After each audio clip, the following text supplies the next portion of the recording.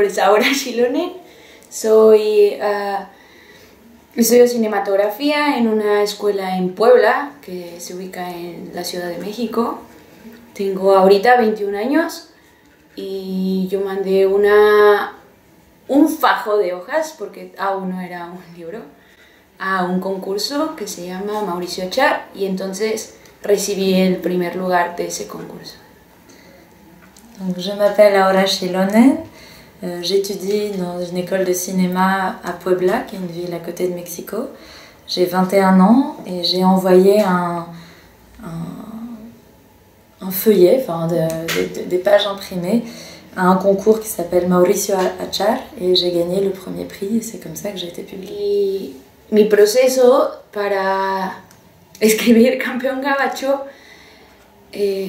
fue de muchos años atrás porque me inicié en la escritura como a los 7, 8 años, ya que mi tía, que pues era bastante exigente, ella vive en Alemania, nos hacía escribir 1000 palabras diarias para mandarlas en carta a nuestros familiares de México. Elle a commencé à écrire il y a très longtemps, quand elle avait 7-8 ans.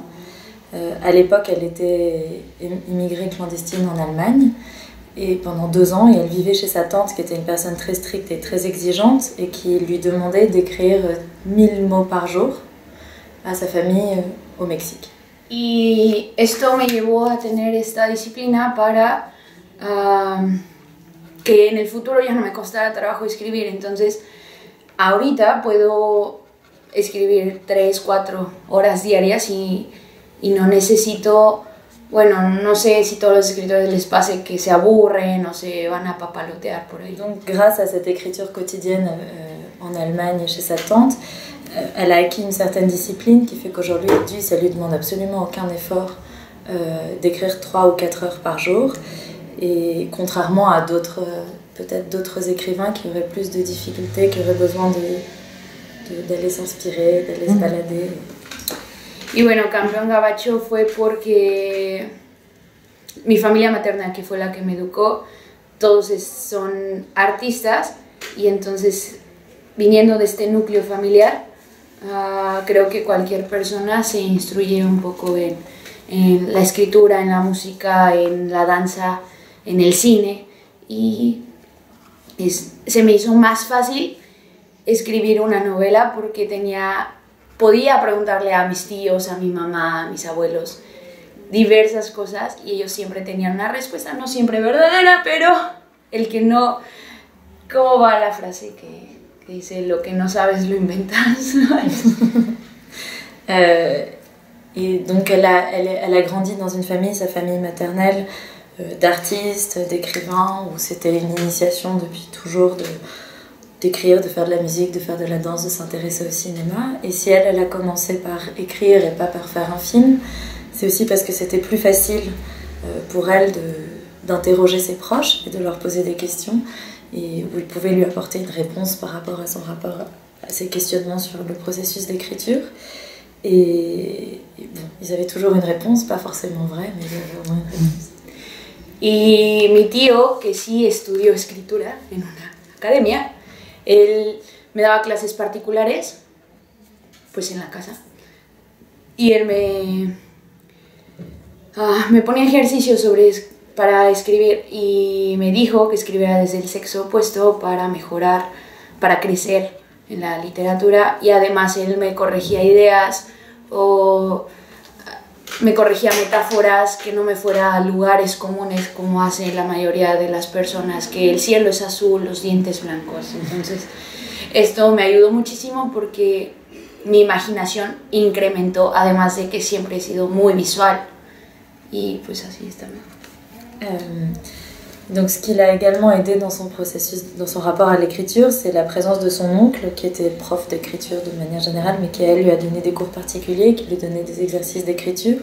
Et c'est lui qui lui a conseillé d'écrire depuis le point de vue d'un personnage du sexe opposé, parce que ça lui permettrait de grandir et d'étoffer son imagination. Et il lui a également il l'aidait à corriger, à élaborer ses idées, à améliorer ses métaphores, parce qu'elle cherchait vraiment à ne pas du tout écrire dans des lieux communs, le ciel bleu, les dents blanches. Elle voulait créer un univers un peu plus spécifique. Et ce qui l'a également beaucoup aidé, c'est qu'elle est très visuelle. Donc, Aura considère qu'elle a des images qui lui viennent en fait. En realidad, el abuelito de Irene es el más parecido a mi abuelito, porque todo lo que tiene el abuelito de Irene, que no puede caminar, que ya está viejito, que hace chistes, creo que es el personaje que más se parece a mi abuelo. Liborio, por su parte, está inspirado, es un conjunto de muchas personas, no solo mi abuelo, pero sí, el abuelito de Irene es el que más se acerca. Y bueno, la inspiración para los personajes viene de muchas personas con las que he convivido, desde los trabajadores de mi abuelita, que fueron migrantes, de mi abuelita, que trae ella este lenguaje, este nuevo, bueno, no nuevo, sino antiguo lenguaje, y divertido, y sarcástico. También viene de las fuentes de las experiencias que yo he tenido como desde niña, desde chica, como pasar tiempo con personas zapatistas, con personas que eran ilegales, pero ilegales latinos, que ves que todos los de Honduras, Guatemala y todos ellos viven en México, pues con ellos tuve la oportunidad de platicar, de conversar. Le personnage qui est le plus proche de son grand-père dans la vie réelle qui est décédé, c'est le grand-père d'Irene. Parce que dans son côté, qui faisait toujours des blagues, qui ne pouvait plus marcher, dans son rapport à la vie, c'est lui qui est vraiment fondamentalement inspiré de son grand-père. Liborio, en revanche, j'ajoute que Liborio c'était le prénom de son grand-père, mais pour elle c'est un mélange de plein de personnages et de personnes qu'elle a pu croiser dans sa vie. D'abord il y a l'inspiration des travailleurs de sa grand-mère qui dirigeaient des bains publics et plusieurs d'entre eux étaient des migrants qui sont partis puis revenus. Puis également de sa grand-mère en elle-même qui avait un langage très spécial, sarcastique, drôle, ancien. Elle est originaire de Veracruz. Ensuite, c'est également de différentes expériences qu'elle a eues dans l'enfance, de personnages qu'elle a rencontrés quand sa mère l'a emmenée au Chiapas rencontrer des zapatistes ou qu'elle a rencontré beaucoup d'illégaux latinos. Quand elle parle de ces migrants illégaux, elle fait référence à, comme elle le dit, à tous ces gens du Honduras, de Guatemala qui vivent au Mexique de manière illégale, mais qui sont des latino-américains migrants, mais au Mexique. Aunque también considero que mucha inspiración viene del mundo en el que me tocó nacer, que es internet, noticias, televisión y películas, porque también de ahí seguramente saqué varias cosas, de literatura, o sea, es como un todo en pocos personajes, porque quería que cada uno fuera diferente y expresara su cariño por Liborio de diferente manera. Pero en realidad todos le tienen un cariño inmenso a Liborio. Elle dit que mon inspiration est aussi basée sur le monde dans lequel elle a grandi, Internet, la télévision, les nouvelles, les films qu'elle a pu rencontrer. Et de la même manière que tous les autres personnages du livre, qui ont tous envie d'apporter quelque chose de différent à Liborio.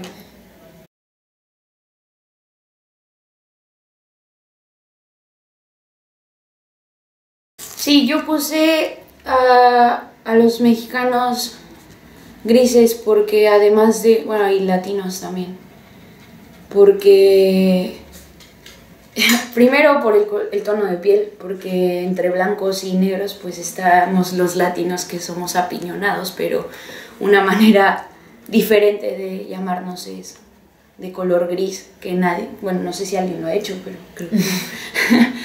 Y no quería meterme en política porque yo no sé de política, no he estudiado política y puedo equivocarme 10.000 veces, tal vez haya muchos que me corrijan y pues, pero es que yo no estoy en ese ambiente, entonces no quería tanto meterme en la política, pero creo que para muchos les causó algo más que solo una historia contada por una chica, sino muchos le vieron otro lado de la moneda al libro, que sociología, que política, que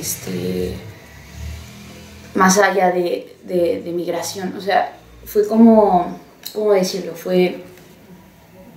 Yo solo lo escribí porque quería contar esta historia, porque me gustaba hacerlo, porque amaba cómo se iban desenvolviendo y creciendo los personajes en la historia, pero en realidad no quise meterme nunca en tratados así muy puntuales. Effectivement, pour elle, par ces gens gris, elle désigne donc les Mexicains et plus généralement les Latinos. Ça part de l'idée de la couleur de peau, parce que finalement, un Latino, il est ni noir ni blanc, et elle ne sait pas si quelqu'un a déjà évoqué l'idée que au lieu d'être brun, ils étaient gris, mais c'était une de ses premières idées. Elle n'a pas voulu parler de politique directement, parce qu'elle considère qu'elle n'est pas spécialiste en politique, elle n'a pas fait d'études en sciences politiques. Mais en revanche, nombre de lecteurs ont vu quelque chose de politique ou de sociologique dans son livre. Elle a simplement voulu écrire cette histoire qui l'a touchée, qui lui plaisait, tout en ayant conscience de cet autre côté du sujet, qui pouvait donc du coup amener des gens à lire autre chose.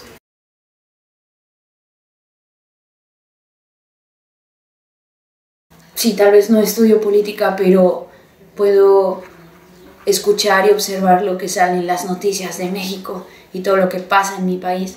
Entonces, ese es es algo con lo que todos vivimos en México, es algo que nosotros como desde niños estamos viendo y viviendo, y hay personas que les interesa, hay personas que no, pero a mí siempre me gustaron todos estos temas un poco crudos o feos, y me agradaba bueno, no me agradaba, me sentía curiosidad por las historias que viven los migrantes o cualquier persona, y las anotaba. Entonces no todo es cierto totalmente, sino tiene mucha ficción el libro, pero trataba de acercarme a la realidad humana, a lo que vive una espalda mojada cuando cruza el río Bravo, o estando allá, todo el racismo que se vive estando allá. Donc oui, effectivement, le livre qu'Aora a écrit est un récit de la vie réelle. Elle n'a pas étudié les sciences politiques, mais elle est capable d'écouter, d'observer tout ce qui se passe autour d'elle. Elle a toujours prêté beaucoup d'attention aux nouvelles qu'elle trouve dans la presse dans son pays, et ce depuis l'enfance. On entend toujours parler de tout ce qui traverse le Mexique. Et ça l'a toujours intéressé, ces sujets difficiles et crus. Et elle a toujours eu une curiosité particulièrement éveillée pour les migrants.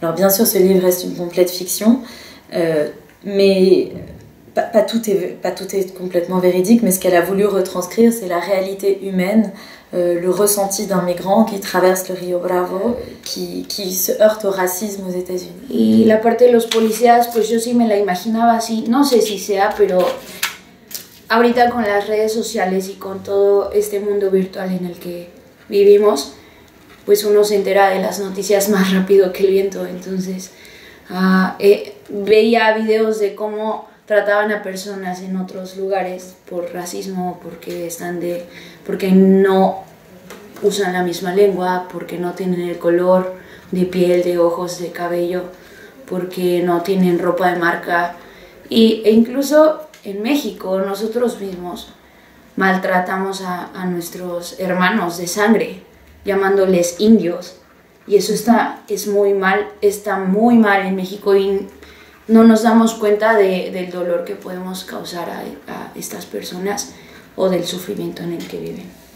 Quand elle évoquait cette scène, notamment des policiers, elle pensait à notamment énormément de vidéos qu'elle a pu voir sur les réseaux sociaux, puisque de nos jours les nouvelles vont plus vite que le vent, comme elle le dit. Donc toutes ces vidéos sur le racisme, d'agressivité vis-à-vis de gens qui parlent une autre langue, qui ont une autre couleur de peau, de cheveux, d'yeux. Et c'est pas seulement le cas des États-Unis, ce racisme, ça lui a fait aussi penser à ce qui existe au Mexique, où très souvent les Mexicains maltraitent ce qu'elle appelle leurs frères de sang, qui sont les Indiens, et toute la révolte qu'elle ressent vis-à-vis de ça, et la conscience de la douleur et de la souffrance que ces gens peuvent ressentir au Mexique.